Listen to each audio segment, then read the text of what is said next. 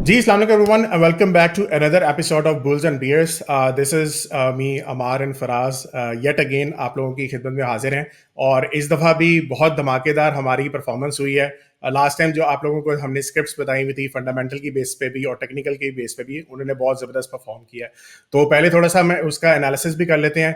और let's welcome again Faraz भाई। सो फराज भाई, कैसे हैं आप और क्या चल रहा है? लास्ट टाइम जो हमारी स्क्रिप्ट थी उसका थोड़ा सा परफॉर्मेंस भी आप दिखा दें, सो अल्हम्दुलिल्लाह मेरे ऑडियंस के। ख्याल में मैं परफॉर्मेंस दिखा देता हूँ, उससे पता चल जाएगा हमारे क्या हालात हैं, हम कितने खुश हैं। आप लोगों ने पाकिस्तानी स्टॉक मार्केट तो देखी होगी। It is right now on an all time high. मैंने कुछ अर्सा पहले अपनी वीडियो के अंदर बताया था कि पाकिस्तान की इकोनॉमी अप एंड डाउन हो रही है, लेकिन stock market is going to correct itself, it is going to give you great returns. और आज हमने वो होता हुआ भी देख लिया। बट स्टिल अगर हम डॉलर में देखें तो स्टॉक मार्केट अभी भी डिस्काउंट में है। अब जाहिर है आप में से बहुत सारे लोग सोच रहे होंगे कि यार स्टॉक मार्केट में पैसा तो बनाना है, समझ भी आ गई है, लेकिन कैसे बनाया जाए। तो I have great news for you, because Sarmaaya ने अपनी नई प्रोडक्ट ज़र बाय सरमाया लॉन्च की है, जहां पर आप अपनी तमाम इन्वेस्टमेंट्स को ट्रैक कर सकते हैं, चाहे वो इन्वेस्टमेंट्स इन स्टॉक्स हों, फिजिकल करेंसीज हों, म्यूचुअल फंड्स हों या गोल्ड हों। और अगर आपने अभी तक अपनी इन्वेस्टमेंट जर्नी स्टार्ट नहीं की और आपको ये सब कुछ बहुत कॉम्प्लिकेटेड लगता है, तो you can also check out the trainings by Sarmaaya. उसमें वो स्टार्टर्स के लिए कैपिटल मार्केट्स की ट्रेनिंग देते हैं, जिसमें आपको एक्जैक्टली समझ आएगा कि ये सब कुछ काम किस तरह करता है और कौन सी सही चीज है जिसमें आप इन्वेस्ट कर सकते हैं। एंड फॉर दोज जो कि इन्वेस्टमेंट्स कर चुके हैं लेकिन उनको लॉसेज हुए हैं, they can take the technical analysis master class, जहां पर वो आपको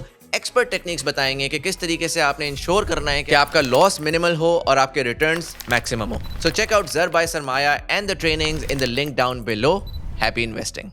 चले, मैं स्क्रीन शेयर कर रहा हूँ। सबसे पहले ये 100 इंडेक्स जिस टाइम हमने डिस्कस करना शुरू किया था 82,700 पे चल रहा था, हमने ये कहा था इजीली कि बाय ऑन डिप, और मैंने कुछ लेवल सजेस्ट किए थे। जो ये ब्लू मार्क हुआ था यहाँ पे आएगा, बाय करें। उसकी परफॉर्मेंस देखिएगा, एग्जैक्टली वहीं आया और उसके बाद देखें क्या हुआ। ये मैं प्ले करके दिखाता हूँ आपको। ये देखिए एग्जैक्टली हमारा, देखें वहीं से हुआ है और सीधा इस टाइम अपने ऑल टाइम हाइस के ऊपर मार्केट ट्रेड करके नीचे आई। सो 100 इंडेक्स ऑलमोस्ट 5.5% बढ़ गया वहाँ से, जो हमने सजेस्ट किया था।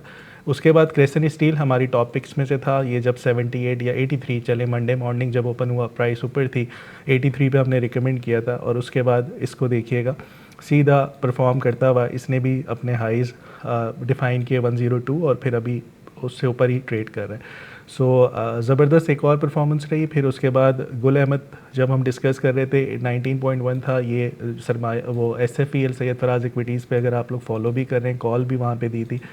और उसके बाद इसकी परफॉर्मेंस देखें तो ये सीधा 10% वहाँ से बढ़ गया था। फिर OGDC मेरी लास्ट वीक की टॉपिक में से थी, 153 के करीब ये ट्रेड कर रहा था और मैं कह रहा था कि अपने हाइस के करीब जाएगा, नए 171 के ऊपर जाएगा।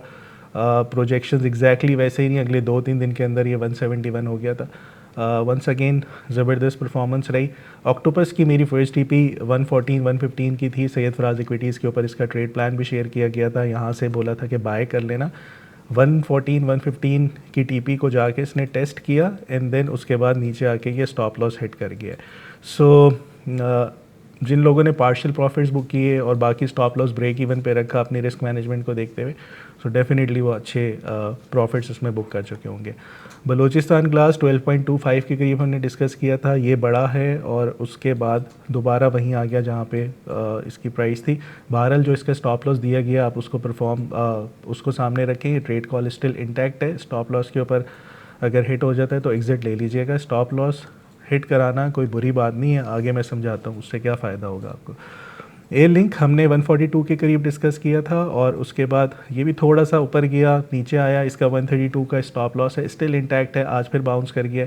सो इसमें भी स्टॉप लॉस को देखते हुए चलिएगा। दीवान फारूक मोटर्स वंस अगेन, ये जो हमने डिस्कस किया था एग्जैक्ट हमारे सपोर्ट लेवल से बाउंस तो किया, 43 से दोबारा बाउंस करके 48 तक गया था, लेकिन अभी दोबारा से उधर ही है जहाँ पे हमने बाय कॉल दी थी। सो इसका भी स्टॉप लॉस इंटैक्ट है। जहाँ पे भी आता है स्टॉप लॉस हिट होता है तो स्टॉप लॉस हिट करा दीजिएगा। Dollar index last week Friday को जब हम रिकॉर्ड कर रहे थे, NFP का डेटा आने वाला था, उससे पहले मैंने कह दिया था कि डॉलर बढ़ जाएगा यहाँ से। इसको प्ले करके देखते हैं। सो डॉलर इंडेक्स वैसे ही परफॉर्म किया जैसे कहा गया था। सो ज़बरदस्त तरीके से, और एग्जैक्टली वही लेवल्स जो मार्क किए थे, ये था दूसरा 0.5 थी, उसी को टेस्ट करके वापस वहीं ट्रेड कर रहा है। BTC बुलिश डाइवर्जेंस थी, मैंने बताया था, और ये मैंने ये भी कहा था कि फर्स्ट टारगेट इसका 62,750 हो जाएगा और उसके बाद ये थोड़ा और ऊपर चला जाएगा। ऑल्दो इसने सेकंड टारगेट हिट नहीं किया, बट स्टिल इसको भी प्ले करके देखते हैं। जहाँ से कहा था वहीं से ही बढ़ गया। और रिमेंबर वन थिंग, ये डेटा आने से पहले की बात कर रहा हूँ मैं, कि डेटा आएगा और ये बढ़ जाएगा, और वैसे ही हुआ। Data by the way US dollar की फेवर में था, लेकिन हमारा जो एनालिसिस थे डाइवर्जेंस के, वो उसी तरीके से परफॉर्म करके गए। पाउंड यूएसडी का भी same is the case. NFP से पहले ही बता दिया था कि ये पाउंड यूएसडी अपने बेयरिश ट्रेंड में रहेगा, और इसका जो टारगेट था ऑलमोस्ट उसके करीब करीब गया है ये। और ट्रेड प्लान ये बताया था कि जब ये लोज ब्रेक हों तो फ़ौरन से इस पे सेल स्टॉप लगा दें या सेल कर दीजिएगा। इसको भी प्ले करके देखते हैं। एग्जैक्टली ये सेल स्टॉप ट्रिगर किया और उसके बाद ये फिर नीचे ही रहा है पूरे हफ्ते उस लेवल से जो हम जहाँ पर हमने शॉर्ट किया था, और 1.30220 का लो लगा है। स्टिल इंटैक्ट है ये ट्रेड प्लान। टीपीस करीब है, एसएल अगर ब्रेक इवन करना है तो कर सकते हैं। नैस्डैक बहुत अच्छे तरीके से परफॉर्म किया। ये कहा था यहाँ से बाय स्टॉप लगा दें और ये सीधा ऊपर जाएगा, ये हमारा इनिशियल फर्स्ट टारगेट था, और वैसे ही हुआ जैसा कहा गया था। ये सब मैजिक है हमारा। सो ये बढ़ता जा रहा है ऊपर तक, और ये ऑलमोस्ट उस टीपी को जाके इसने हिट किया है, और फिर अभी भी ये ट्रेड प्लान इंटैक्ट है। गोल्ड के मैंने 2 लेवल सजेस्ट किए थे। एक तो फिप का हमने कहा था कि यहाँ पे आए तो बाय करें, उसके बाद ये बढ़ जाएगा, और वैसे ही हुआ। और फिर उसके बाद एक और सपोर्ट लेवल जो डिस्कस किया था, यहाँ पे उसको टेस्ट किया इसने 2604 के तकरीबन करीब करीब आया था, और फिर दोबारा बढ़ गया था। सो यहाँ पे इस सपोर्ट लेवल को एग्जैक्टली उसने टेस्ट किया, और फिर ये बढ़ गया यहाँ से, फिर नीचे आएगा और दोबारा बढ़ जाएगा। सो ये ट्रेड भी जो बाय ऑन डिप्स गोल्ड में कर रहे थे, स्टिल वो प्रॉफिट में होंगे। AUD कैट हमने डेली टाइम फ्रेम के ऊपर बाय ऑन डिप की बात की थी, हमने फ्राइडे को बात की थी, और मंडे को ये थोड़ा सा नीचे आया और उसके बाद दोबारा ये परफॉर्म करना शुरू हो गया। स्टिल जो इस ट्रेड में है वो बहुत अच्छे रिजल्ट्स और पॉजिटिव प्रॉफिट्स में उनके चल रहे होंगे। सो हमारे ये ओवरऑल रिजल्ट्स हैं, और मेरे ख्याल में जो फॉलो कर रहे हैं ट्रेड प्लान्स को वो डेफिनेटली इंजॉय कर रहे होंगे शो को। बिल्कुल बिल्कुल ज़बरदस्त। अच्छा, अब लोगों को एहसास ही नहीं होता कि ओवरऑल ये जो फाइनेंस की इंडस्ट्री है ना, ये इतनी बड़ी इंडस्ट्री है, और इसके अंदर अगर आप ट्रेडिंग भी करना चाहो, चाहे इन्वेस्टमेंट भी करना चाहो, you can make hell lot of money. Even अगर अमेरिका की बात की जाए, हेज फंड्स का ओवरऑल जो अगर रिसेंट डाटा देखा जाए तो ट्रिलियंस ऑफ डॉलर की इस टाइम पे इंडस्ट्री बन चुकी है। पाकिस्तान के अंदर we have less than 0.01% of the people जो कि सिर्फ इन्वेस्टमेंट करते हैं, एज कम्पेयर टू अगर सिर्फ अमेरिका को देखा जाए। खैर अमेरिका बहुत डेवलप कंट्री है, 60% से ज़्यादा वहाँ पे लोग इन्वेस्टमेंट करते हैं डायरेक्टली या indirectly in stock market. India को देखा जाए तो तकरीबन 11 से 12% जो है लोग इन्वेस्टमेंट कर रहे हैं। इतनी बड़ी पॉपुलेशन है इंडिया की, लेकिन हम जो है अगर सिर्फ 0.01%, और मुझे समझ नहीं आता कि हमारी बेस्ट परफॉर्मिंग मार्केट थी लास्ट ईयर के अंदर पूरी दुनिया के अंदर, और फिर भी हम बस एक सोई भी कौम है। जब आप पता नहीं कब जागेंगे, कौन आके जगाएगा। अमार वो हम बाय द वे डिफ़ॉल्ट हो रहे थे ना, इसलिए कभी कॉन्फिडेंस ही नहीं आया ना। सो अब लोगों को आप ये बताएं अपने फंडामेंटल्स के ऊपर कि हम डिफ़ॉल्ट के हालात से बाहर निकल चुके हैं, अब थोड़ा सा ट्रस्ट आना शुरू है। Pakistani stock market all time high पर है और बेस्ट परफॉर्मिंग मार्केट रही है दुनिया की, अभी भी लोगों को ट्रस्ट नहीं है। बिल्कुल ऐसे ही है। चलें, अब मैं थोड़ा सा इसको फंडामेंटली भी हम देख लेते हैं। सिचुएशन लास्ट वीक जो मैंने डिस्कस की थी, मैंने काफ़ी हद तक ये बताया था कि ओवरऑल सिनेरियो आपको इस तरीके से देखना चाहिए कि सिर्फ एक फैक्टर नहीं होता, सारे फैक्टर्स को कंबाइन करके देखें। आपके कुछ इंडिकेटर्स होते हैं जिसकी बेस पे आपको ये पता लग रहा होता है कि आपकी स्टॉक मार्केट जो है वो फ्रेंडली होने वाली है या नहीं, और उससे पहले पहले आपके जो इकोनॉमिक इंडिकेटर्स होते हैं वो परसेंटेज वाइज आपको बता रहे होते हैं। अच्छा, ये लास्ट वीक का थोड़ा सा हम रिकैप कर लेते हैं। ये सारे फैक्टर्स अभी तक वही चल रहे हैं, इकोनॉमी हर वीक चेंज नहीं होती।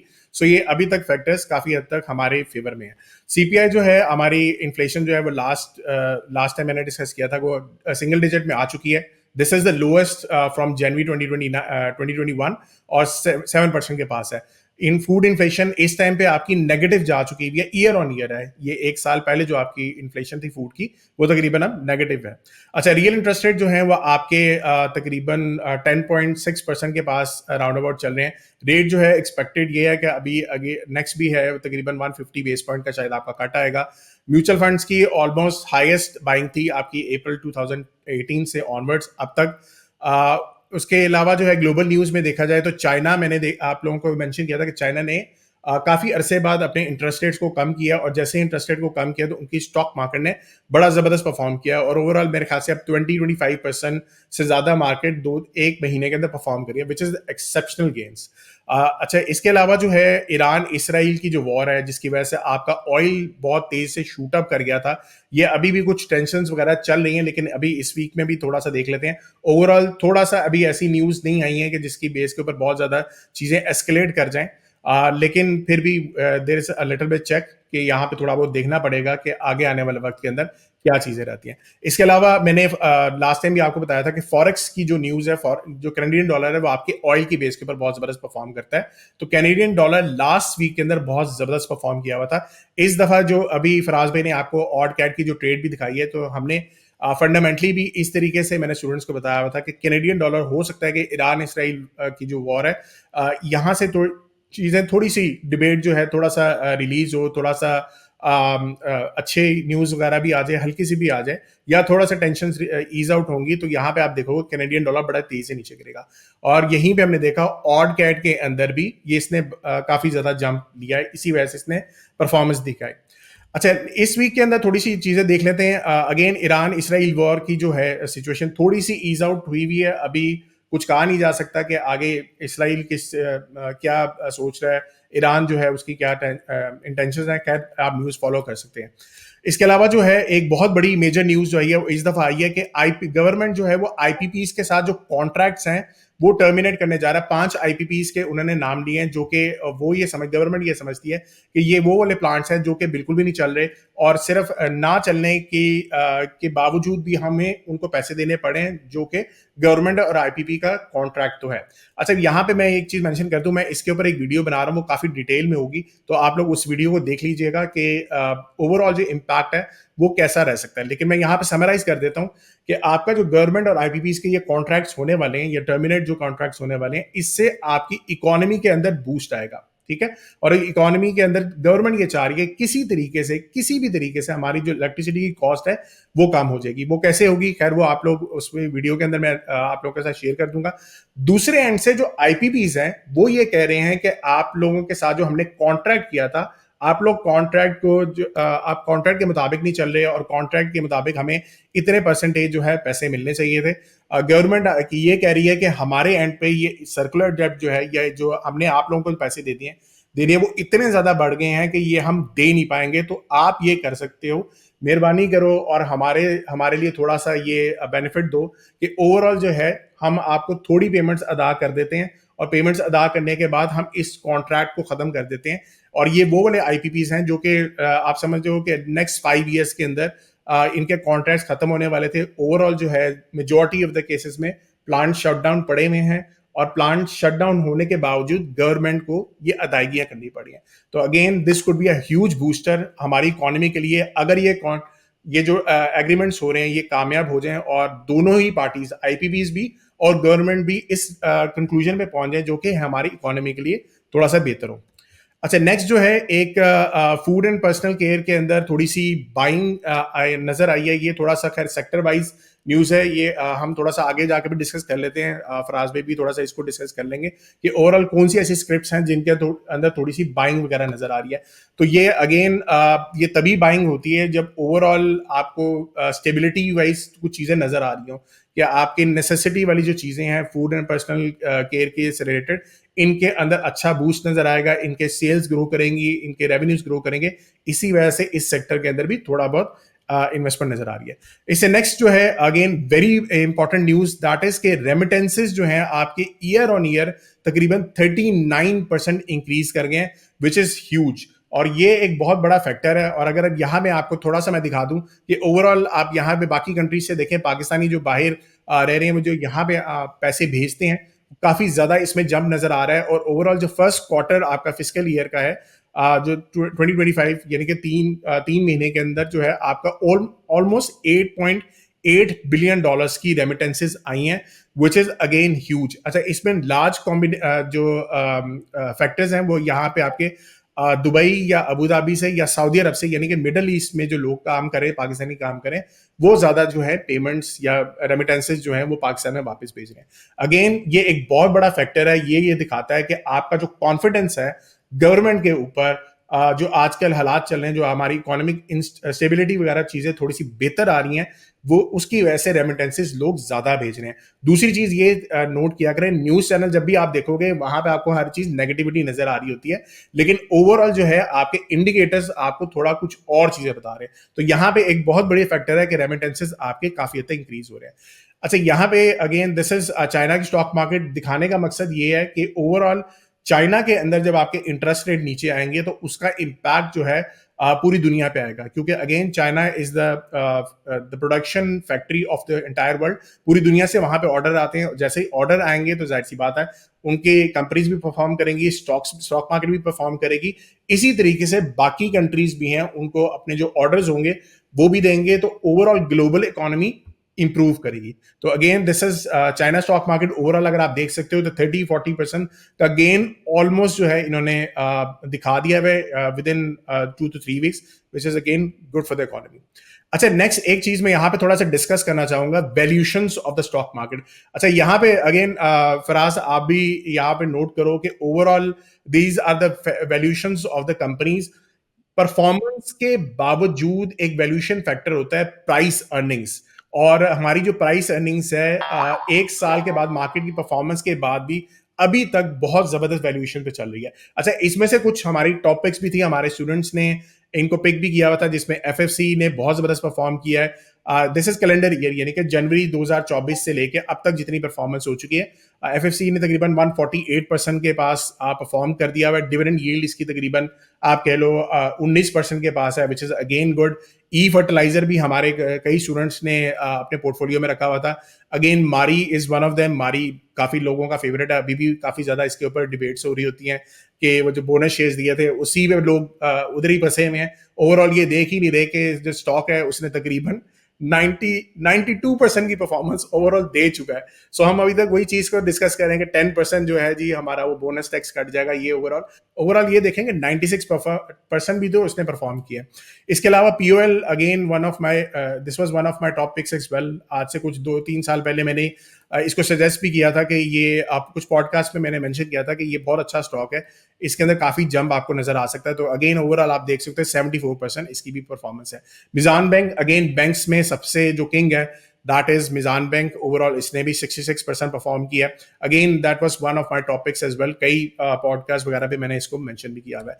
अच्छा, बाकी ओवरऑल ये सारी सिनेरियो आपको नजर आ रहे हैं। जो सबसे इंपॉर्टेंट चीज है जो दिखाने वाली ये है कि ओवरऑल जो आपकी इस टाइम पे जो प्राइस अर्निंग है दैट इज अराउंड 5.2। अच्छा, ये कुछ टेक्निक्स होती हैं, कुछ ब्रोकर्स डिफरेंट टेक्निक्स यूज करते हैं प्राइस अर्निंग्स निकालने के लिए, लेकिन ओवरऑल इसको देखने का क्राइटेरिया ये होता है कि आपकी जो इस टाइम पे प्राइस अर्निंग चल रही है और आपकी हिस्टोरिकली जो प्राइस अर्निंग है उसके कंपैरेटिवली इस टाइम क्या वैल्यूएशन है। तो हिस्टोरिकली कहा यह जाता है कि 8 ओवरऑल जो एवरेज है 8.5 के पास आपकी प्राइस अर्निंग है।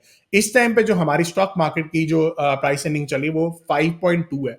आप खुद ही अंदाजा लगाएं कि इस टाइम पे अगर आप स्टॉक मार्केट का रेट निकालना चाहो, इस टाइम पे अगर अगेन 85,000 है, 85,000 को 5 से आप डिवाइड करें, मल्टीप्लाई बाय करें आप 8.5, तो ये आपकी एवरेज प्राइस अर्निंग बताएगा कि ओवरऑल आपकी इंडेक्स का रेट क्या निकलना चाहिए। और आई think this would be well above 110 या 120 के पास जाएगा।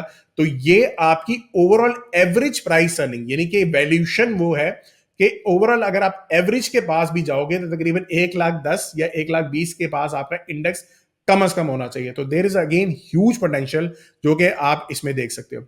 अच्छा, ओवरऑल ऑटोज की थोड़ा सा मैं यहाँ पे डिस्कस कर दूं कि ओवरऑल जो एनालिसिस ये कह रहे हैं कि हमारे आने वाले वक्त के अंदर जो आपका काइबर रेट नीचे आने वाला है, इंटरेस्ट रेट नीचे आने वाला है, तो आपके जो ऑटो लोन्स हैं वो थोड़ा से लोग उस तरफ पे जाना शुरू होंगे।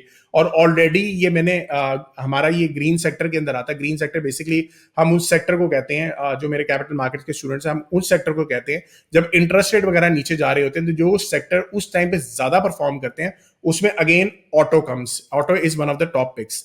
अच्छा, ऑटोज के अंदर अगर यहाँ पे मेजर जो 3 सबसे जो मेजर बड़ी बड़ी कंपनीज हैं, जिसमें पाकिस्तान सुजुकी आता है, एज कार आता है, होंडा कार आती है एंड इंडस मोटर आती है, तो ओवरऑल अगर आप इसको कंबाइन करके देखें तो इनकी 34% जो है ऑटो सेल्स ओवरऑल बढ़ चुकी हुई है एक साल के अंदर। और अगर इसको ओवर आगे भी देखा जाए तो अगर इंटरेस्टेड, आपको पता है जैसे ही नीचे आते हैं तो लोग गाड़ियां लेने की तरफ आते हैं, और काफी हद तक जो है बैंक से लोन लेके ही लोग गाड़ियां लेते हैं।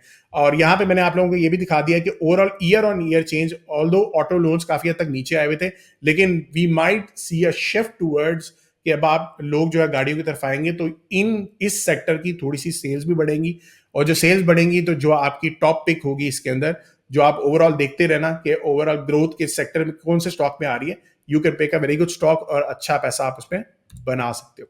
अच्छा, ये लास्ट में थोड़ा सा यहाँ पे भी दिखा दूं, ऑड कैट की, जैसे हमने मेंशन किया था last time, this is again one of my analysis जो मैंने लास्ट वीक शो किया था अपने स्टूडेंट्स के साथ, जिसमें ऑड कैट को मैंने बाय करवाया था, न्यूजीलैंड कैट को मैंने बाय कराया था, और अच्छा, यूरो यूएसडी को मैंने सेल करवाया था क्योंकि मुझे पाउंड और यूरो में से यूरो थोड़ा सा फंडामेंटली वीक नजर आ रहा था, और यूरो और यूएसडी का अभी भी अगर आप ग्राफ खोल के देखोगे तो आपको नजर आएगा कि डॉलर ने बहुत ठीक ठाक परफॉर्म किया है, और डॉलर मेरे हिसाब से सबसे ज्यादा स्ट्रॉन्ग करेंसी बन चुका हुआ था, जो मैंने स्टूडेंट्स के साथ शेयर किया था कि इस वीक के अंदर मुझे ये लग रहा है कि डॉलर बहुत अच्छा परफॉर्म करेगा, और Canadian dollar can be the weakest of all. अच्छा, यूएसडी कैट को भी अगर आप देखोगे चार्ट में जाके तो बड़ा जबरदस्त उसकी परफॉर्मेंस है।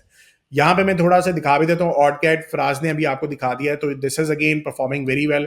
Pound CAD was one of my top picks, तो आप देख सकते हो कि पाउंड कैट वीक के स्टार्ट में, ये 1 आवर की चार्ट नजर आ रहा है आपको, तो स्टार्ट से ही बड़ा तेजी से परफॉर्म कर रहा है। अच्छा, इसके अलावा बाकी भी आप देख सकते हो कि जो मैंने आप लोगों के साथ कुछ पेयर्स को शेयर किया है, तो दीज आर द पेयर्स जो कि आपको नजर आ रहे हैं, फंडामेंटली भी उसी तरीके से परफॉर्म कर रहे हैं।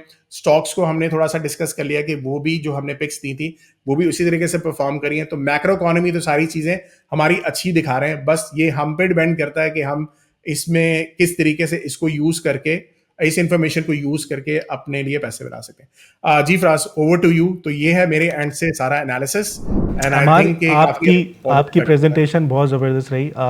बीइंग एन इन्वेस्टर और ट्रेडर, मैं आपसे 2 सवाल पूछना चाहूँगा जो अभी हमने नए पॉइंट्स जो आपने बताए हैं। एक तो आईपीपीज़ के हवाले से, मैक्रोस के ऊपर तो ठीक है, गवर्नमेंट को अच्छा फ़ायदा हो जाएगा, जो उन पे मसले मसाइल चल रहे थे वो बेहतर होते चले जाएंगे, एक बहुत बड़ा बोझ उतर जाएगा आसान लफ्ज़ों में। लेकिन हम बात कर रहे हैं स्टॉक मार्केट की, सही है, हम ज़्यादातर जितने हमारे व्यूवर्स हैं वो सब स्टॉक मार्केट में इन्वेस्टेड हैं। सो जाहिर है हमें तो शेयर से लेना देना है कि हपको के साथ क्या होगा या XYZ जो पावर प्लांट्स हैं उनके साथ क्या होगा। सो अब आप मुझे ये बताएं, अगर वो कॉन्ट्रैक्ट कैंसिल हो गया या हो जाता है तो हपको कहाँ स्टैंड करता है? क्योंकि मैं ऐसा सेंटीमेंट देख रहा हूँ बार बार कि बाय ऑन डिप्स, स्टिल हपको is buy on dip, still हपको इज़ बाय ऑन डिप, हालांकि अच्छे खासे वॉल्यूम्स के साथ वो नीचे आ रहा है, रोज़ ब रोज़ फ्लोर हो रहा है। सो हपको के इन्वेस्टर्स के लिए आप क्या सजेस्ट करेंगे? अच्छा, हपको was one of my top picks. अगर लास्ट ईयर में देखा जाए तो बड़ा ज़बरदस्त उसमें परफॉर्मेंस आ रही थी। ओवरऑल जो आपके जितने भी इकोनॉमी के हालात थे वो सारे ही ये बता रहे थे कि आपका एक ऐसा सेक्टर है जिसके अंदर सबसे ज़्यादा फायदा हो सकता है, क्योंकि बिजली के रेट्स वगैरह आपके सामने बढ़ रहे थे, हर बंदा परेशान था, तो ये कंपनीज बहुत अच्छा पैसा बना रही थी। सो ओवरऑल अभी जो कॉन्ट्रैक्ट टर्मिनेट हो रहे हैं, ऑल्दो मैंने ये मेंशन कर दिया था कि मैं इसके ऊपर डिटेल में वीडियो बनाऊंगा जिसमें मैं हपको को बड़ा अच्छा कवर कर रहा हूँ, सारा ओवरऑल बताऊंगा कि आपके सिनेरियो क्या चल रहे थे, गवर्नमेंट क्या करना चाह रही है, और आपकी जो आईपीपीज हैं वो क्या कॉन्ट्रैक्ट डिस्कस करिए। ओवरऑल इन समरी मैं आपको बता दूं कि थोड़ा सा इसकी अर्निंग्स पे हिट आएगा, ठीक है। जो कॉन्ट्रैक्ट हो रहे हैं वो आपकी गवर्नमेंट ये करना चाह रही है कि टर्मिनेट जो भी करेंगे, ओवरऑल दे हैव टू पे जो आपके इस टाइम तक अभी तक की जितने भी आपके पैसे बनते हैं, तो गवर्नमेंट आपको ये कह रही है कि 90 से 120 डेज के अंदर हम आपको ये पैसे दे देंगे। अब जाहिर सी बात है, जो भी उनके रिसीवेबल्स होंगे जितने हैं वो रिसीवेबल्स इन कंपनी को मिलेंगे, लेकिन ओवरऑल जो अर्निंग्स एक्सपेक्टेड थी, क्योंकि देखिए स्टॉक मार्केट परफॉर्म करती है, स्टॉक्स परफॉर्म करते हैं ऑन एक्सपेक्टेशन, जो एक्सपेक्टेड थी अर्निंग्स पहले ज्यादा थी, लेकिन अब जो है वो जाहिर सी बात है जब ये हिट होगी थोड़ी सी आपको को, तो earnings expected is very low. तो मेरे हिसाब से मैं पर्सनली तो खैर जो है पावर सेक्टर से थोड़ा निकल आया हूँ, क्योंकि आई थिंक आईपीपीज जो है वो थोड़ा सा हिट लेंगी, लेकिन ओवरऑल अभी हपको को अगर पॉजिटिव फैक्टर्स में देखा जाए तो पॉजिटिव फैक्टर्स ये हैं कि अभी BYD के साथ जो उनका कॉन्ट्रैक्ट है उसके उसके भी उनके सेल्स वगैरह जो आएंगी, लेकिन वो अभी नहीं आएंगी, वो कुछ अरसे बाद आना चाहिए, बिल्कुल टाइम है। तो इसी वजह से आपको नजर आ रहा है कि ओवरऑल हबको जो है वो वॉल्यूम वाइज जो है वो सेल हो रहा है, सो मैं पर्सनली इसमें अब इन्वेस्टेड नहीं हूँ, लेकिन overall it depends on the investors के वो अच्छा, इन्वेस्ट करना चाहते हैं। टेक्निकली भी मैं आपको बता दूं, चार्ट्स के ऊपर मेरा स्टॉप लॉस हिट हो गया। अच्छा, अब यहाँ पे मैं ब्रेकिंग न्यूज़ दे दूं। बहुत से लोग आके क्रिटिसाइज़ करते हैं, हमेशा प्रॉफिट्स बताता है, प्रॉफिट्स दिखाता है। सो मैंने यहाँ पे लॉस बुक किया है। 143 की मेरी हफ्कों की एवरेज थी और मैंने 118 117 पे एग्जिट ले लिया। अब मज़े की बात हमारे यहाँ पे लोगों को समझना ही है, अगर मैंने 20,000 शेयर्स 118 117 पे बेच दिए, आज मुझे वो 10% नीचे मिल रहे हैं। अगर मैंने 20,000 शेयर्स 115 116 17 पे बेचे और मुझे 100 रुपये 105 रुपये पे वापस मिल रहे हैं, तो इसका क्या मतलब है? इसका मतलब मुझे डिस्काउंटेड प्राइस पर ज़्यादा नंबर ऑफ शेयर्स मिल रहे हैं। सो टेक्निकली वो बेयरिश ट्रेंड में चल रहा है। मेरे ख्याल में इस टाइम उससे एग्जिट ले लेना ज़्यादा बेहतर है, जब तक कि उसमें कोई ग्रीन कैंडल्स और बाइंग नहीं नज़र आती, जब तक कि उस पर डाइवर्जेंस नहीं नज़र आती, जब तक कि उस पर लोअर हाई उसका नहीं ब्रेक होता। सो ऐसे गिरते हुए शेयर्स में फिर हाथ डालना, फिर अगर आप कर भी रहे हैं तो स्टॉप लॉस का ज़रूर आपका कोई प्लान होना चाहिए कि अगर कितने लॉसेज आपने बेयर करने और कैसे एग्जिट करने। अच्छा, हमारे एक दो और सवाल हैं। जो आपने रेमिटेंस की मुझे बात कही कि 39% हमारी जो है रेमिटेंस बढ़ गई है, यहाँ से मैं 2 पॉइंट्स मेरे जहन में आते हैं। एक तो ये कि ये हो सकता है कि ये जो लोग पैसे भेज रहे हैं उनको ये लग रहा होगा कि अभी हमें जब हम कन्वर्जन कर रहे हैं तो रुपया बहुत अच्छा मिल रहा है, मतलब $1 के अगेंस्ट मुझे 270 275 रुपीज़ मिल रहे हैं। क्या पता ये आगे जाके 250 का हो जाए। एक तो ये रीज़न हो सकती है, लास्ट टाइम हमने इसके ऊपर बात भी की थी। दूसरी रीज़न ये हो सकती है कि जो गवर्नमेंट की पॉलिसीज़ हैं उनके ऊपर अब ट्रस्ट आना शुरू हो गया है। सो दोनों बातों में से आपको क्या ठीक लग रही है? अभी तक तो डिनाइल मुझे मोड में थे ना कि गवर्नमेंट नहीं काम कर रही, कुछ अच्छा नहीं हो रहा, इन्फ्लेशन बेहतर होना शुरू हो गई, आपने इंटरेस्ट रेट बताए वो गिरना शुरू हो गए, आपकी स्टॉक मार्केट परफॉर्म करना शुरू कर गई। हालांकि बहुत से लोग नहीं मानते इसको कि यार आप स्टॉक मार्केट का रेफरेंस क्यों देते हैं। चले, इन्फ्लेशन जो नंबर्स हैं, स्टैट्स हैं, वो तो बेहतर हो गए हैं। अब जो रेमिटेंस आना शुरू हुई है, क्या बाहर के लोगों को कॉन्फिडेंस आना लग गया है कि यार ये ठीक है, स्टेबिलिटी आ गई है? अच्छा देखिए, दोनों दोनों फैक्टर्स को कंसिडर किया जा सकता है, लेकिन मेरे हिसाब से जो सेकंड वाला जो है दैट इज मोर इंपॉर्टेंट, कि आपकी जो कॉन्फिडेंस है ऑन द गवर्नमेंट पॉलिसीज, आपके थोड़े से बेहतर हालात चल रहे हैं, इसी वजह से लोग बाहर से पैसे बेच रहे हैं। दूसरी बात ये, हमने लास्ट टाइम ये डिस्कस किया था कि यूएसडी पीकेआर, ऑल्दो आईएमएफ थोड़ा सा ये कह तो रहा है, प्रोजेक्शन ये बता रहा है कि नेक्स्ट ईयर तक आपका तकरीबन ये 320 तक जा सकता है, लेकिन ओवरऑल जो सिनेरियो नजर आ रही है, हमेशा आईएमएफ दूसरी चीज को नहीं कंसिडर करता कि आपके डॉलर जो है उसकी प्रोजेक्शन भी आपको साथ करनी होती है। तो डॉलर की प्रोजेक्शंस को भी साथ देखें। ओवरऑल इंटरेस्ट रेट अमेरिका के नीचे आ रहे हैं, जिसकी बेस के ऊपर इसके ऊपर डॉलर पे भी प्रेशर रहेगा। ऑल्दो ये तो अभी हमने लास्ट वीक का दिखाया कि डॉलर थोड़ा सा ऊपर गया है, बाकी फैक्टर्स की बेस के ऊपर लेबर के रेट्स वगैरह बहुत अच्छे थे, ये सारे आपकी जो आपके ग्रोथ नंबर्स है वो अच्छे थे, इस वजह से उसने परफॉर्म किया।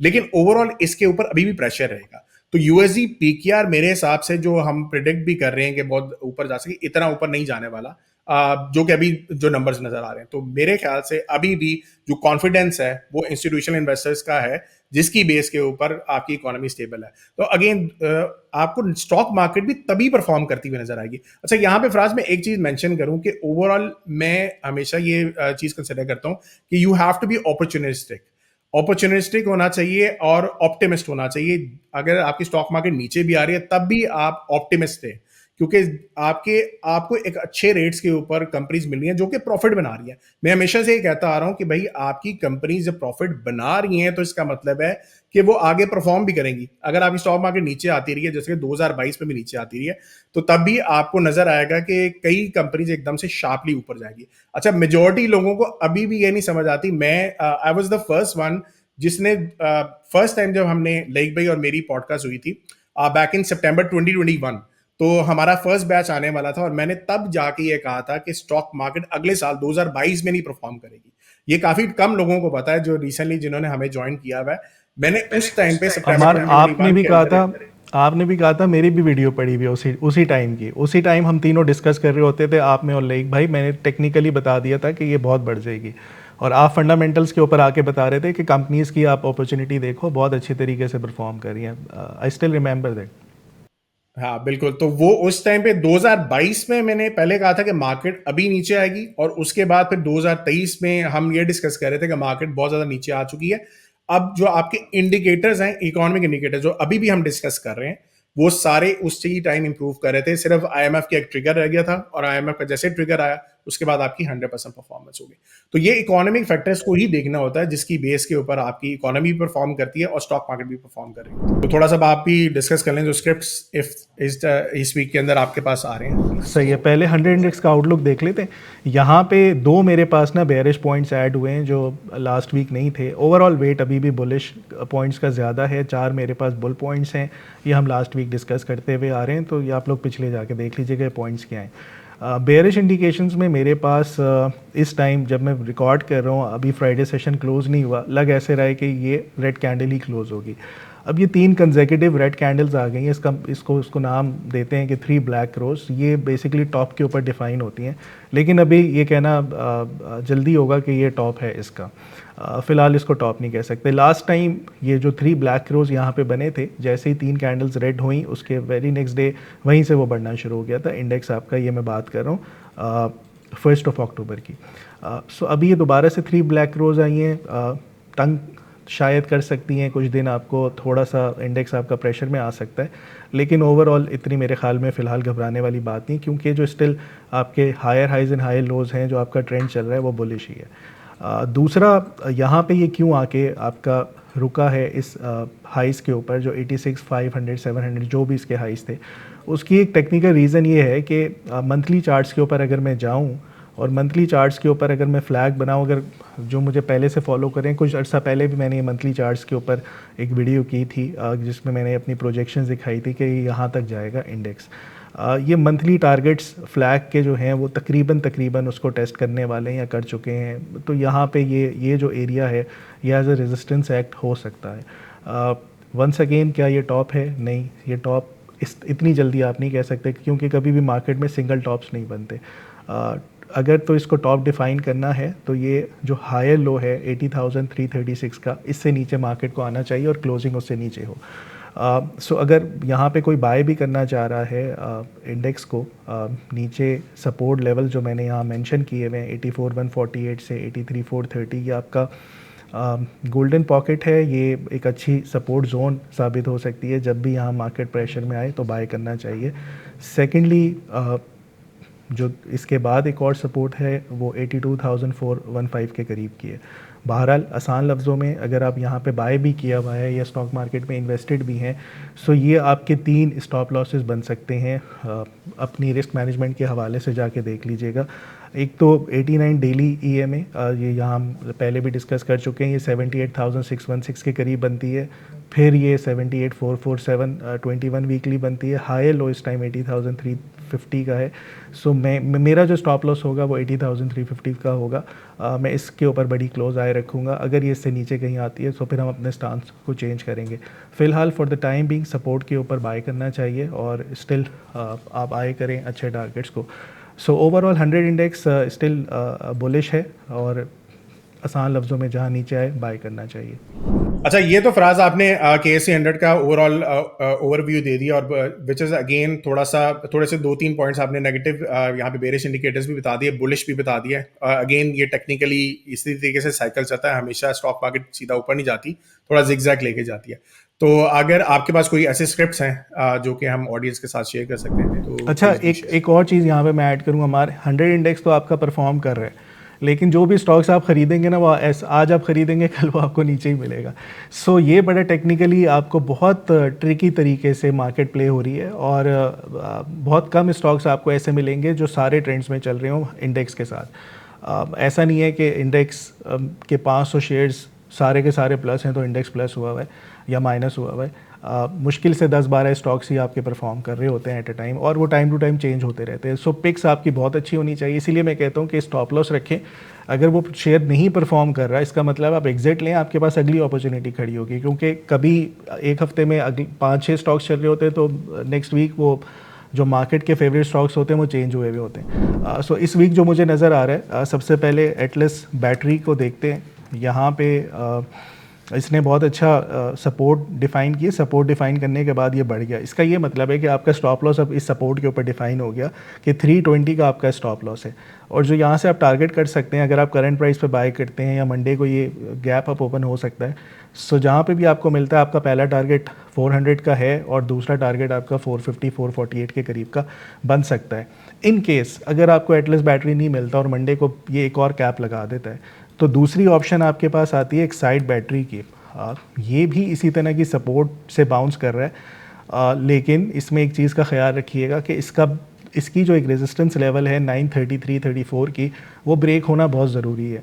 ये लोअर हाई है, ये ब्रेक होगा तो ये अच्छे तेज़ी से बढ़ सकता है। और इसका भी स्टॉप लॉस डिफाइन हुआ हुआ है 830 का। अगर तो ये 935 को ब्रेक करता है फिर बाय करना चाहिए, और उसके बाद जो आपके इसके टारगेट्स बनते हैं वो 1075 और 1152 जो इसके रिसेंट हाइज थे उधर, उसको भी जाके टेस्ट कर सकता है।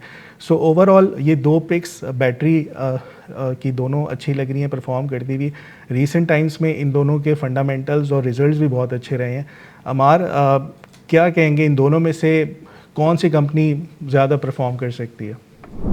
अच्छा, मैंने इसको आज से कोई 3-4 महीने पहले फंडामेंटली इसकी कॉल भी दी थी टू माय स्टूडेंट्स। तब ये तकरीबन 500 550 पे था और एकदम से ये शूट करके 2-3 हफ्ते के अंदर ही 1000 को टच कर गया था। सो इसके अंदर जो कहानी चल रही है, जो एटलस बैटरी और एक्साइड की दोनों की मिला के आप समझ लो, वो ये है कि हमारे जो पाकिस्तान के अंदर सोलर का निज़ाम है उसके अंदर भी अगेन गवर्नमेंट के जो कुछ निगोशिएशन चल रही है, निगोशिएशन तो नहीं कहेंगे, कुछ उनकी डिसीजन मेकिंग चल रही है कि इसके रेट्स जो हैं हम किसी तरीके से जो ग्रिड नेट मीटरिंग के ग्रिड के है उसको हम कम कर दें या उसकी आरओआई को कम कर दें। यानी कि आप सोलर की बैटरीज, सोलर का जो पैनल्स है ओवरऑल दुनिया के अंदर इसके रेट बहुत ज्यादा कम हो गए। तो गवर्नमेंट जो है इसको अपने एंड पे खरीदती है, यानी कि आप 19 रुपए अगर आपको पहले रेट पड़ रहा था जो गवर्नमेंट खरीदती थी, तो इस टाइम पे वो 9 रुपए पे आपकी बिजली वापस खरीद रही है।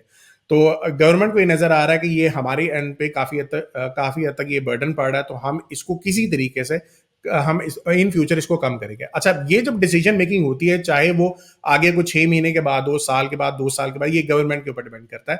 तो आपके जो कंज्यूमर होता है वो एकदम से अलर्ट हो जाता है, और जब अलर्ट होता है तो दे वर थिंकिंग कि हम इसको जो नेट मीटरिंग के अंदर हमने सोलर लगाया हुआ है, हम इसको थोड़ा सा कन्वर्ट कर लें टुवर्ड्स हाइब्रिड सिस्टम। अब हाइब्रिड सिस्टम के अंदर क्या होता है कि आपकी बैटरीज वगैरह यूज होती है। अब बैटरीज बेचने वाली कंपनीज दो ही हैं जो पब्लिक लिस्टेड है पाकिस्तान के अंदर, एक एक्साइड है और दूसरी एटलस बैटरी है। ठीक है, तो दोनों ही कंपनीज इस चीज के अंदर थोड़ा सा फंडामेंटली खेल रही हैं, लेकिन ओवरऑल यहाँ पे प्रोडक्शन नहीं कर रही वो बैटरी की।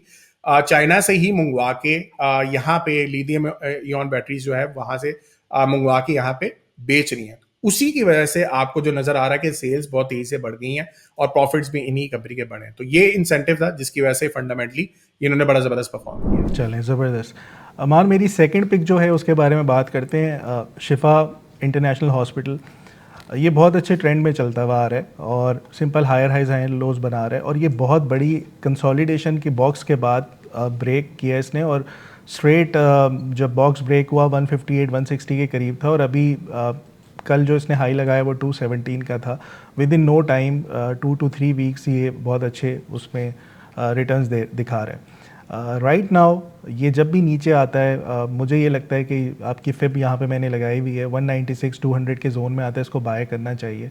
और इसके जो टारगेट्स हैं वो 233 257 के जो इसके ऊपर नज़र आ रहे हैं चार्ट्स के ऊपर, ये दिखा रहे हैं। सो ये बहुत ज़्यादा इसके वॉल्यूम्स नहीं होते, लेकिन अच्छे ट्रेंड में चल रहा है। तो जिसको अपॉर्चुनिटी मिलती है लेवल्स के ऊपर अगर टेस्ट करता है तो बाय करना चाहिए इसको। स्टॉप लॉस इसका जो डिफाइन किया हुआ है 161 पर है।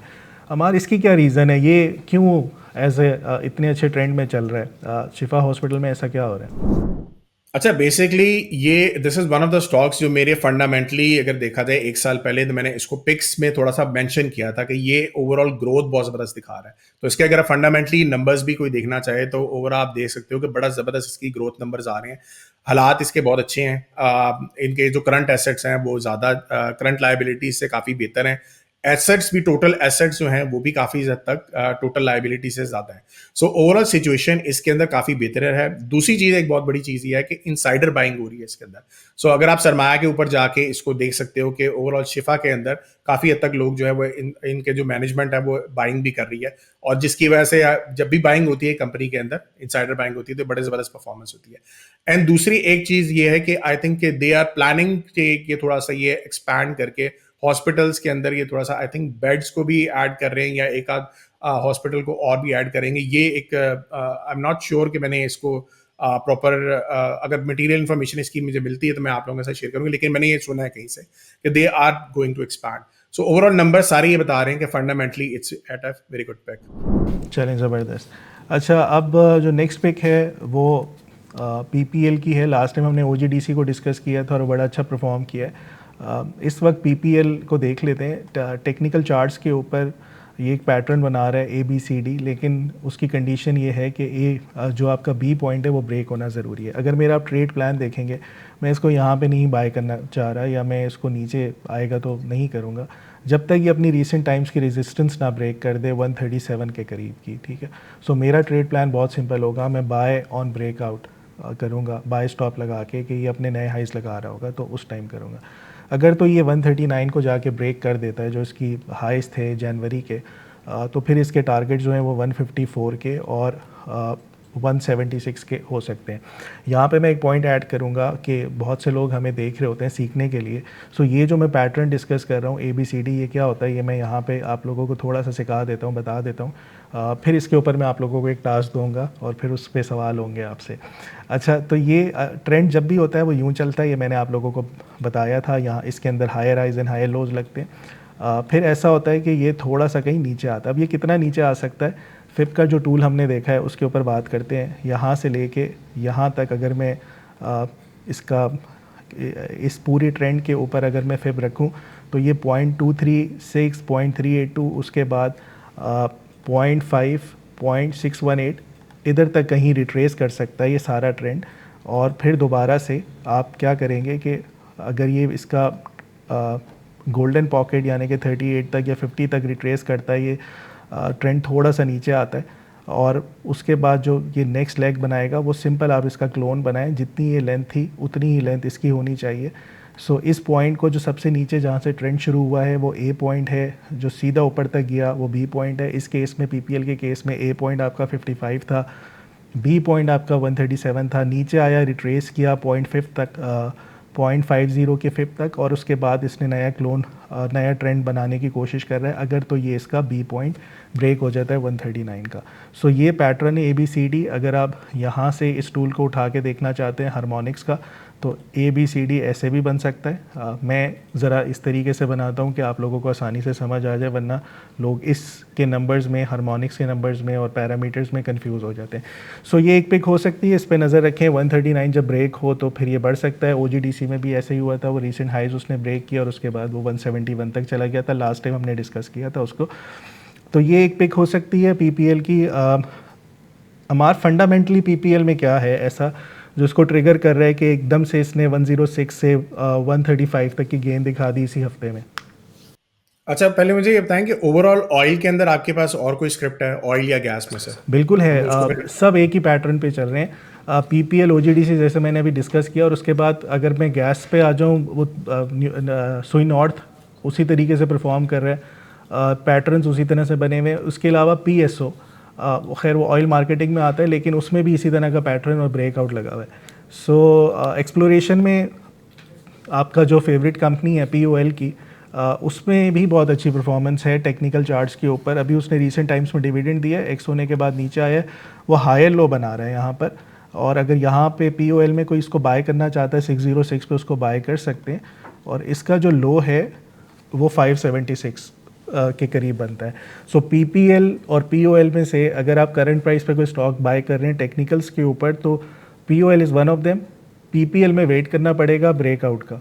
सो हमारी ये दो कंपनीज़ हैं जो चार्ट्स के ऊपर अच्छी नज़र आ रही हैं इनमें से। अच्छा, ओवरऑल अगर आप ऑयल एंड गैस की जो कंपनीज हैं एक्सप्लोरेशन को ले लें या मार्केटिंग वाले को ले लें, सब में तकरीबन बहुत एक पॉजिटिव एलिमेंट नजर आ रहा है, जो कि गवर्नमेंट की तरफ से अभी जो आपकी निगोशिएशंस आईपीपीज के साथ भी चल रही हैं, उसका भी एक छोटा सा इम्पैक्ट आपके इन कंपनीज के ऊपर भी आता है।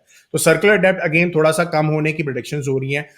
ओवरऑल ओजीडीसी हमने लास्ट टाइम डिस्कस किया था, तो कैश उसका बहुत ज्यादा एलिमेंट बढ़ा था, और कैश क्यों बढ़ा कि ओवरऑल आपके रिसीवेबल्स थोड़े से ज्यादा आ रहे हैं। ऑल्दो इन कंपनीज के ओजीडीसी और पीपीएल के बहुत ज्यादा रिसीवेबल्स हैं, लेकिन जो रिसीवेबल्स ओवरऑल परसेंटेज वाइज देखा जाए पिछले ईयर के निस्बत तो काफी इंप्रूव किए हैं।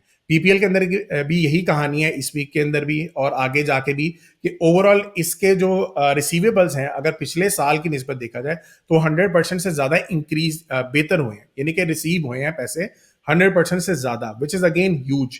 और अगेन अगर ये फंडामेंटली इस तरह से रहे तो कहानी रहेगी, तो आपके ये भी परफॉर्म करेगा। अच्छा, एसएनजीपी को भी देखा जाए तो एसएनजीपी भी तकरीबन फंडामेंटली यही कहानी चल रही है कि आपके जो टैरिफ्स के रेट हैं वो थोड़े से ज्यादा इंक्रीज कर रहे हैं, एंड दूसरी जो है आपको जो पेमेंट्स आनी है, अच्छा पीएसओ का जो है ओवरऑल जो पेमेंट्स आएंगी वो हपको से भी आ सकती है। तो हपको की जो आईपीपीज की आपको पेमेंट होगी गवर्नमेंट की तरफ से, तो उसका जो रिसीव होगा पैसे होंगे वो पीएसओ को आ सकते हैं।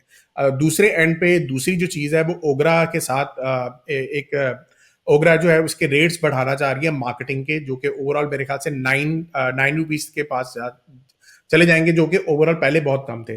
सो अगेन ओगरा की जो आप एक ट्रिगर है वो है, साथ में हबको से अगर आपको पेमेंट आ जाती है, तो 2-3 चीजें फैक्टर्स हैं जिसकी बेस के ऊपर पीएसओ भी थोड़ा सा परफॉर्म कर सकता है। ओवरऑल मुझे फंडामेंटली बहुत ज्यादा कंपनी इतनी पसंद नहीं है जितनी मारी पीओएल वगैरह पसंद है, और जो मार्केटिंग के अंदर एपीएल मुझे अटक पेट्रोलियम पसंद है, लेकिन ओवरऑल जो ट्रिगर्स होते हैं वो कभी कभार बड़ा जबरदस्त परफॉर्म कर देते हैं। तो पीएसओ के अंदर, पीपीएल के अंदर, सबके अंदर तकरीबन वही सर्कुलर डेब्ट वाली कहानी है, जिसकी वजह से फंडामेंटली इसके अंदर थोड़ा सा परफॉर्मेंस आ सकता है। सही है। अब पीएसओ के चार्ट्स को भी देख लेते हैं हमार, आपने बड़ा अच्छा इसकी इनसाइट दे दी। पीएसओ में भी सेम पैटर्न बना हुआ है जो अभी मैंने डिस्कस किया। ये ए से लेके बी पॉइंट तक नीचे आया, रिट्रेस किया 0.618 तक, ये सी पॉइंट था। और अगर इसका D point B point break होता है तो डी ये 256 के टारगेट्स तक भी जा सकता है, लेकिन उसके लिए इंपॉर्टेंट है 218 का ब्रेक होना। अब इस केस में क्या है कि अगर मैं इसके ऊपर फिब लगाता हूँ, इस करंट रैली के ऊपर जो 158 से शुरू होती हुई अभी 210 के अशारिया 80 के करीब का इसका हाई है, अगर मैं इसके ऊपर फिब लगाऊं तो मेरे ख्याल में इसकी जो बाय लिमिट है वो बननी चाहिए 198-200। अच्छा, अब दोनों सेम पैटर्न्स हैं जो मैं डिस्कस कर रहा हूँ, पीपीएल का भी पीएसओ का भी।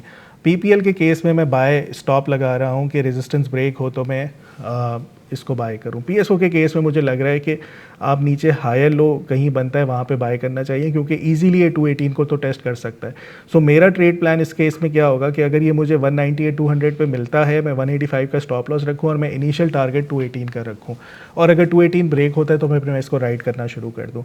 सो ये दोनों सेम पैटर्न पे हैं, सेम शक्लें बनी हुई हैं, अपने रीसेंट हाइस को जाके टेस्ट करने वाले हैं, लेकिन मैं दोनों को अलग तरीके से टेक्निकली प्ले कर रहा हूँ। सही है। सो यही मज़ा आता है जब आप टेक्निकल्स के ऊपर लेवल्स देख रहे होते हैं और उनको प्ले करने के अलग अलग तरीके होते हैं। अगर आप इसको भी 218 के बाद बाय करना चाहते हैं, फिर आपका स्टॉप लॉस लेवल चेंज हो जाएगा उस केस में। तो दोनों सेम पैटर्न पर हैं और मेरे ख्याल में इनसाइड भी इसकी काफ़ी हद तक सिमिलर है, तो दोनों में से कोई एक ऑप्ट करना चाहिए। उसके अलावा अमार, अब इनको सिखा तो दिया है कि ABCD किस तरीके से परफॉर्म करता है। अब मेरे ख्याल में इनको एक चार्ट देते हैं और उसके ऊपर ट्रेड प्लान इनसे पूछते हैं अपने व्यूअर से कि कमेंट्स में आके मुझे मार्क करके बताएं। इसके ऊपर भी तकरीबन सुई नॉर्थ के ऊपर भी सेम पैटर्न है, और अगर यहाँ से 73 है, कौन सा ऐसा लेवल है जो ब्रेक हो तो आपको बाय करना चाहिए, और नेक्स्ट टारगेट क्या बनेगा। और मुझे ये बता दें सी प्रोजेक्शन कहाँ आती है, जो बन चुकी है, सी प्रिंट कर चुका है, वो लेवल मेंशन कर दें, और डी कहाँ पर आता है वो भी इसका ज़रा मेंशन कर दें, और डी कब ट्रिगर होगा, कौन सा पॉइंट ब्रेक होगा, तो फिर हम डी की प्रोजेक्शंस के लिए जाके देखेंगे। सो ये आप लोगों का टास्क है। जिन लोगों ने कमेंट्स में आके सही जवाब देंगे, अगेन सरमाया की तरफ से गिफ्ट हैम्पर मिलेगा। बाय द वे, हम लोग इतनी अच्छी कॉल्स और इतना अच्छा कुछ बता रहे होते सो आप लोग आंसर सिर्फ वही कर रहे होते हैं जिस पे गिफ्ट हैम्पर मिल रहा है, तो यार थोड़ा सा अप्रिशिएट भी कर दिया करें। जब स्टॉप लॉसेस हिट होंगे मुझे यकीन है मार कि इतने मैसेजेस आएंगे, अभी तो सब कुछ सही चल रहा है ना, तो जो ज़्यादा प्यार करने वाले लोग होंगे ना वो फिर गालियाँ भी देंगे हमें, सो उसके लिए तैयार रहना चाहिए। अच्छा, बाय द वे चले ये हो गया, और बाय द वे जो हमारे प्रीवियस वीक के जो विनर थे उन्होंने बड़ा ज़बरदस्त आंसर दिया था। अहमद नसीर नाम है, मेरे ख्याल में सरमाया के स्टूडेंट ही हैं, और बहुत ज़बरदस्त आंसर देने के बाद उन्होंने उसको तरीके से समझाया हुआ भी है कि मैं इसलिए इतने स्टॉक्स खरीदूंगा। उनका कमेंट आपकी स्क्रीन पर आ रहा होगा। सो बहुत मुबारक हो अहमद, आपको गिफ्ट हैम्पर आप तक पहुंच जाएगा इंशाल्लाह। सो ये था ओवरऑल अमार मेरी टॉपिक्स इस वीक की। इन पे नज़र रखते हैं, बाकी अपने व्यूवर्स से सवाल भी पूछ लिया है कि सुई नॉर्थ के ऊपर ज़रा ABCD का पैटर्न बना के दिखाएं।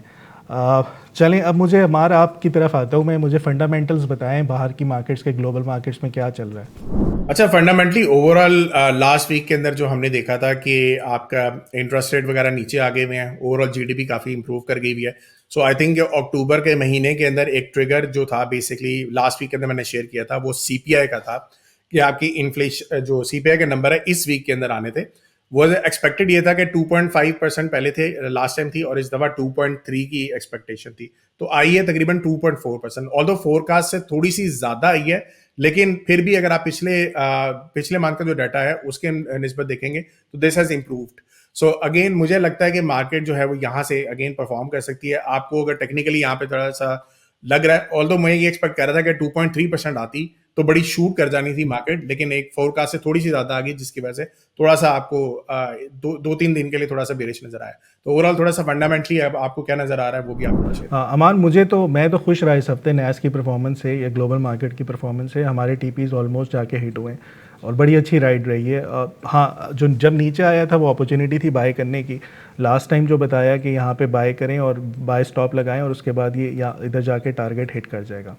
अब जहाँ पे टारगेट हिट कर रहा है 20,300 के करीब, अगेन ये प्राइस डिफरेंट हो सकती है डिफरेंट सर्वर्स के ऊपर। मैं जो सर्वर कर रहा हूँ आपके सामने उस पर देख लीजिएगा, इसी तरीके से ड्रॉ कर लीजिएगा।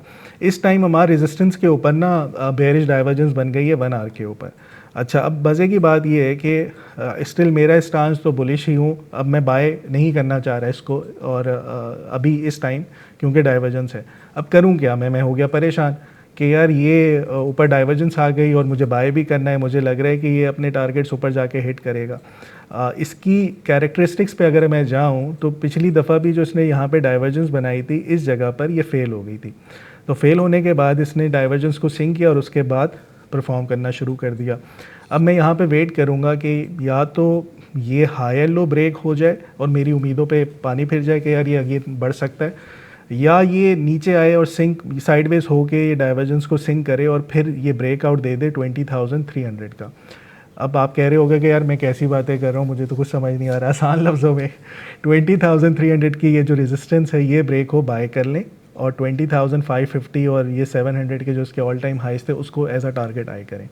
इन केस ये ब्रेक नहीं होता और उसके बाद ये नीचे आना शुरू हो जाता है और ये आपका बाय स्टॉप और सेल स्टॉप ट्रिगर करा देता है 20,100 का हायर लो, ये जो पॉइंट है ये ब्रेक कर देता है, तो फिर मैं बाय करूँगा इसको इस जोन में जाके जो मैंने यहाँ पे हाईलाइट किया हुआ है कि इसको इधर काफ़ी दफ़ा टेस्ट किया है, 1 2 3 4 5 दफ़ा, और ये वही लेवल है जो आई थिंक हमने पहले सजेस्ट भी किया था कि 19,600 700 के जोन पे बाय करना चाहिए। इन केस ये 20,100 ब्रेक करता है तो मैं इंतज़ार ही करूँगा बाय करने का, मैं शॉर्ट की तरफ नहीं जाऊँगा, क्योंकि इसकी शॉर्ट की कैरेक्टरिस्टिक जब डाइवर्जेंस बनती है ये साइडवेज हो जाता है। सो बजाय इसके कि मैं एक ऐसी ट्रेड में फंसूँ जो इसकी प्रॉबिलिटी शायद इतनी अच्छी ना हो, तो उससे बेहतर है कि जहाँ पे मैं कंफर्टेबल हूँ, जिस जोन में मैं बाइंग करना चाहता हूँ मैं उसका वेट करूँ।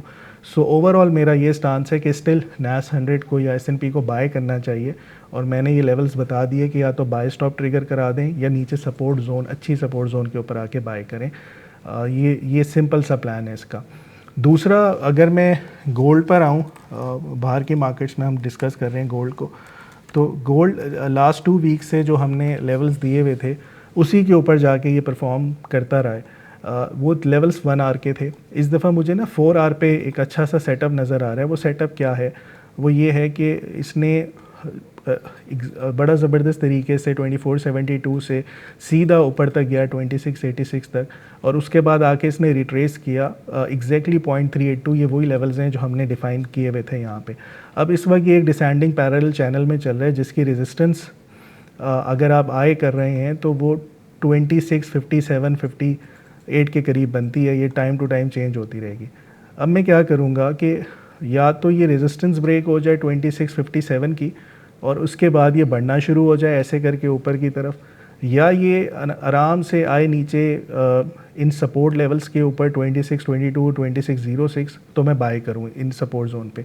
स्टिल मेरा सिंपल स्टांस है कि ये जो मेजर सपोर्ट्स हैं दोनों, मैं इस पे बाय ही करूँ, मैं शॉर्ट की तरफ ना जाऊँ। और मैं आए कर रहा हूँ 2657 या 2686 के टारगेट्स को। जहाँ मुझे सस्ता मिलेगा इन सपोर्ट लेवल्स के ऊपर, इसको बाय करना चाहिए। 4 आवर का चार्ट है अपने पास, आप लोग भी ड्रॉ कर सकते हैं। अच्छा, सो ये तो हमारे चार्ट से जो परफॉर्म करते रहे हैं। मैं चार्ट्स दिखाता हूँ अपनी कम्युनिटी में से जो हमारे स्टूडेंट्स शेयर करते रहते हैं, और एक से बढ़ के एक चार्ट सारे होते हैं। लेकिन इस वीक का जो चार्ट है, देखें यहाँ पे इतने ज़बरदस्त चार्ट्स और उनकी टीपी सब की हिट हुई हुई हैं। लेकिन इस वीक का जो चार्ट है वो मैंने देखा था AUD CAD का, वो ये वाला चार्ट था। जहाँ से बताया वहीं से परफॉर्म करना शुरू कर दिया। और ये चार्ट है, ये देखें डाइवर्जेंस बनी हुई है, सिंपल आपका लोअर हाई ब्रेक हो रहा है, और उसके बाद सीधा इनके टारगेट्स के ऊपर जाके हिट हुआ। इसको प्ले करके देखते हैं। जहाँ से बताया ब्रेकआउट के ऊपर सीधा उधर ही जाके परफॉर्म किया। ये हैं तैयब हुसैन साहब, बैच 6 के हैं, ज़बरदस्त स्टूडेंट हैं और ज़बरदस्त इनके एनालिसिस हैं।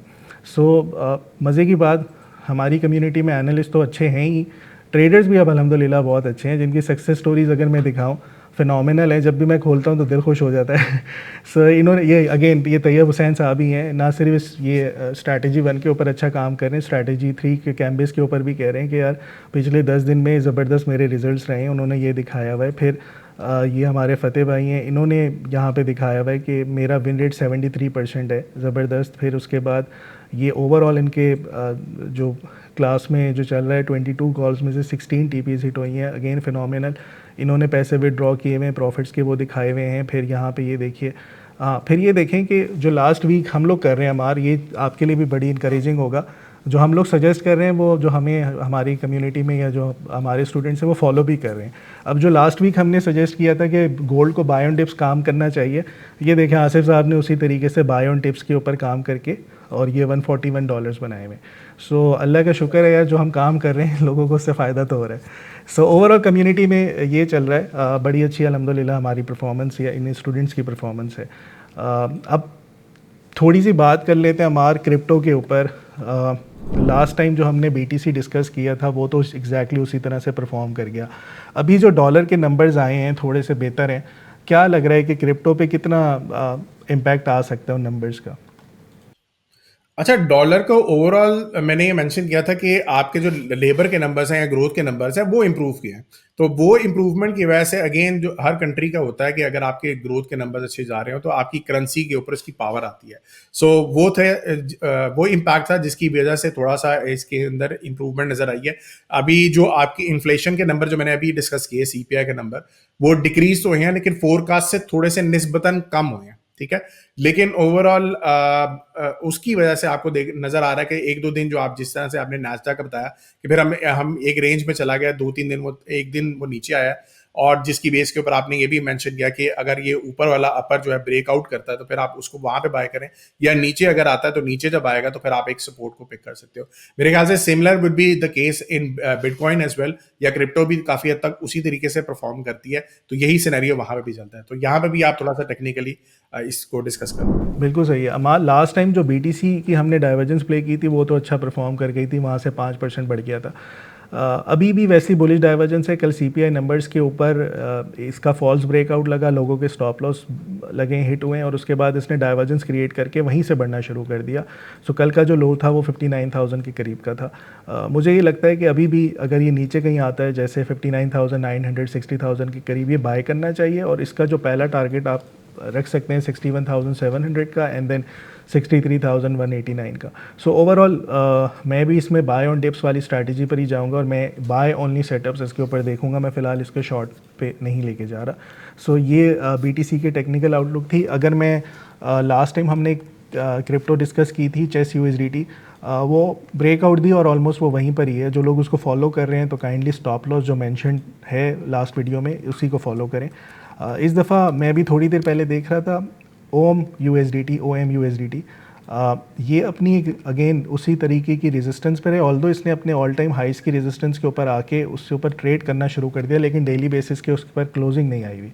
सो अब करना क्या है, अगेन सिंपल सी स्ट्रैटेजी रखें। ये जो 1.4738 का ब्रेकआउट है, ये ब्रेक होता है तो यहाँ पे बाय करें और आए करें $2 को। और इन केस ये नहीं ब्रेक होता, ये जो ट्रेंड लाइन सपोर्ट है इसके ऊपर बाय करना चाहिए इसको। सो ये टेक्निकली ये भी बहुत अच्छे से ट्रेंड में चलता हुआ आ रहा है, कोई डाइवर्जेंस नहीं है। सो ब्रेकआउट का वेट करें या सिमिलरली ट्रेंड लाइन के ऊपर आके इसको बाय करें। सो ये था ओवरऑल हमारी जो टॉप पिक्स हैं स्टॉक्स की, वो मैंने डिस्कस कर ली। फिर हमने एक बहुत अच्छा आउटलुक दे दिया फॉरेक्स का फंडामेंटली भी और टेक्निकली भी, और बाइनेंस कह रहा हूँ, क्रिप्टो के ऊपर भी हमने बात कर ली। सो आपको कुछ कहना है, कोई है आपकी तरफ से कोई सजेशन फर्दर लोगों के लिए? अच्छा, इसमें एक अगर आप फॉरेक्स में देख लेते हैं, यूएसडी कैट का अगर आप पेयर देखो या ऑड कैट, इनमें से अगर आपको दोनों में से कोई नजर आता है जिसमें कोई अच्छा, यूएसडी सेटअप कैट, बनाया। हाँ यूएसडी कैट पे तो बहुत अच्छा सा बुलिश ट्रेंड चलता हुआ आ रहा है, सही है। लेकिन अब ये मेरे पास पहले से ट्रेंड लाइन रेजिस्टेंस ड्रॉ हुई हुई है, वो 1.37700 की है। ये एक अच्छी रेजिस्टेंस है। ये मुझे लगता है कि थोड़ा सा बढ़ेगा यहाँ पे, कहीं 37900 या 1.38 तक जाके डाइवर्जेंस क्रिएट कर दे, और उसके बाद फिर ये अपना हायर लो कहीं ब्रेक करे 1.37300 का, फिर इसको शॉर्ट के तौर पे देखा जा सकता है। ऑल्दो ट्रेंड इसका बहुत मेच्योर हो गया यूएसडी कैट का, यहाँ पे बुलिश ट्रेंड। अगर हम इसको शॉर्ट साइड प्ले करना चाहते हैं तो 1.37300 के ब्रेक पर शॉर्ट करें, और अगर बाय करना चाह रहे हैं तो इस टाइम करंट लेवल्स पे भी बाय कर सकते हैं, और अगेन 1.37300 का ही स्टॉप लॉस होगा, और आप आए करें 1.3800, 100, 200 इस तरीके से। सो जितना रिस्क ले रहे हैं उतना रिवॉर्ड रखें। अगर मैं इसको बड़े टाइम फ्रेम पे देखूं तो ये ज़्यादा बेहतर इसकी शक्ल नज़र आएगी, और उस पर ये एक बहुत इंपॉर्टेंट लेवल ये जैसे मैंने मार्क किया हुआ है पहले से ही। अगर तो ये बहुत अच्छे तरीके से ब्रेक कर जाता है तो ये फिर फर्दर 1.38900 या अपने ऑल टाइम या रीसेंट हाइस जो इस साल का था अगस्त का 1.39435 के ऊपर भी जा सकता है। अब डेली के चार्ट्स के ऊपर कुछ जो ट्रेड ले रहा है उसका stop loss higher low define करना वो अलग होगा, जो शॉर्टर टाइम फ्रेम पे ले रहे हैं वो अलग होगा। तो इस चीज़ का ख्याल रखिएगा, शॉर्टर टाइम फ्रेम की ट्रेड को लॉन्ग ट्रेंड में ना लेके चले जाइएगा। लेवरेज ट्रेड्स होती हैं, आपका अकाउंट भी वॉश हो सकता है, सो स्टॉप लॉस का एहतियात कीजिएगा। ये यूएसडी कैट का ओवरऑल ट्रेंड है हमारा। परफेक्ट हो गया। चलें, I think this is the topic in USD CAD. वो ओवरऑल दोनों सिनेरियोस नजर आ रहे हैं, बेरिश पे नजर आ रहा है, बुलिश पे नजर आ रहा है, तो थोड़ा सा एहतियात करके खेलना चाहिए। चलें रैप अप करते हैं। अगेन काफी लंबा सेशन हो गया, 1 घंटे का ओवरऑल सेशन हो गया। So all of you guys, अगर आप लोगों को ये हमारा जो एपिसोड्स हैं पसंद आ रहे हैं तो अप्रिशिएट कर दिया करें। अगेन जिस तरह से फराज भाई कर रहे हैं कि आप गिफ्ट हैम्पर लेने के लिए तो आ जाते, नीचे कमेंट कर देते, लेकिन अप्रिशिएट जो है वो नहीं हो रहा होता है, तो हम देख रहे होते हैं कि ओवरऑल सारे आंसर्स करने की तरफ लगे होते हैं। चलें जी, thank you so much everyone, और फिर नेक्स्ट टाइम मिलते हैं। मेरी तरफ से, फराज की तरफ से, सरमाया की तरफ से, अल्लाह हाफिज। सी यू गाइस नेक्स्ट वीक।